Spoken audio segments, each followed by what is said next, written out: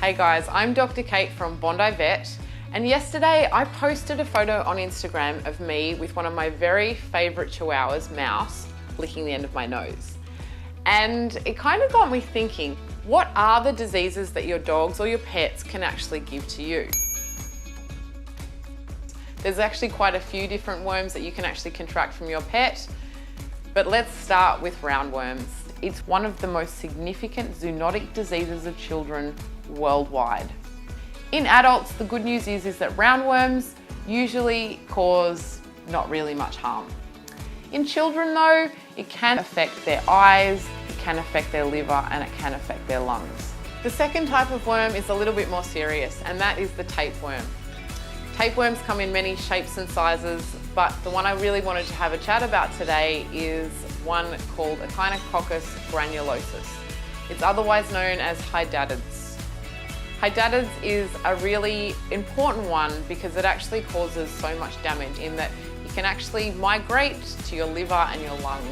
The scariest part of this little bugger is that you don't even know that you have it. So where do dogs actually get these tapeworms from? They usually get them from an intermediate host, and that is eating something like sheep or kangaroo or some kind of other raw meat. If you do feed your pet a raw diet, they need to be wormed not every 3 months, but every 6 weeks. Not just with any old deworming product, but with a product called praziquantel.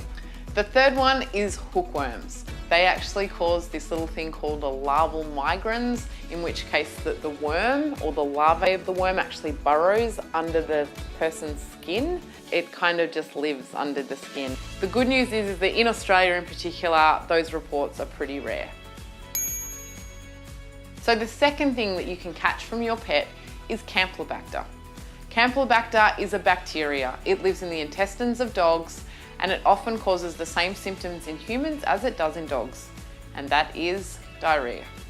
The Campylobacter bacterium itself is actually responsible for practically most of actually the food poisoning, and it's even more prevalent than things like Salmonella or E. coli. Some research came out to suggest that Campylobacter bacteria was actually linked to a condition called polyradiculoneuritis, where dogs were becoming paralysed as a result of eating raw chicken.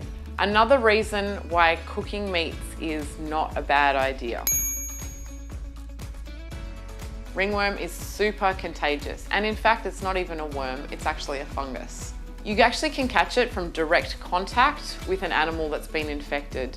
So if your pet does start to have any weird skin conditions, it's probably worthwhile taking them to see a vet before everyone in the house gets ringworm. The fourth one is mites. In particular, sarcoptic mange is the big one in Australia. We often see it in country areas where dogs have been exposed to things like foxes and dingoes. The good news is that in people, it actually can't complete its life cycle. So that means that once you contract it, it will die eventually, but it does cause some pretty serious itching for at least 5 days. I should also mention a few of the flea products these days actually treat sarcoptes. So it's just another reason why flea treatment is so important on a regular basis in your pets. The fifth one is Giardia.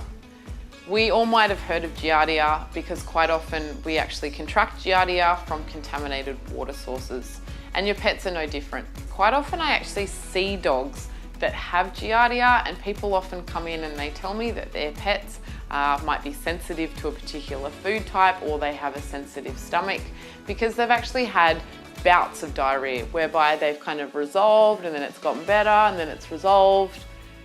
And that's the times that I actually often look for Giardia. When I diagnose Giardia in your dog, chances are I'm probably going to tell you to go to the GP because chances are you probably got Giardia too.